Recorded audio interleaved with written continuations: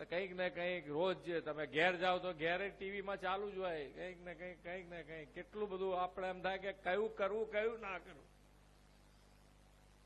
કેટલું બધું સાંભળ્યું. પણ એક વસ્તુ સમજો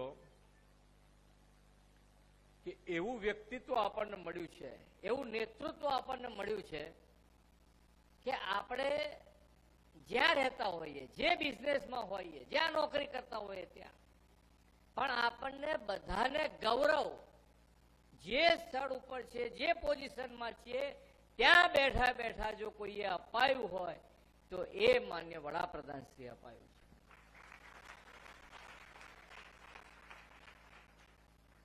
આજે દેશ અને દુનિયા દરેક જણ ભારત અને ભારતના નેતૃત્વ સામે માન્ય વડાપ્રધાન શ્રી સામે જોઈ રહ્યા છે. કેમ તો એક તાકાત ઉભી કરી છે કે માન્ય નરેન્દ્રભાઈએ દરેકે દરેક ક્ષેત્રમાં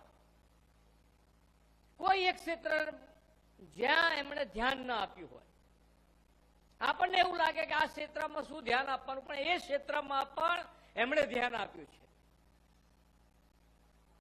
દરેકે દરેક ક્ષેત્રને આ ધ્યાન આપીને આગળ વધાર્યું છે. અને ત્યારે આજે આપણે સૌ જાણીએ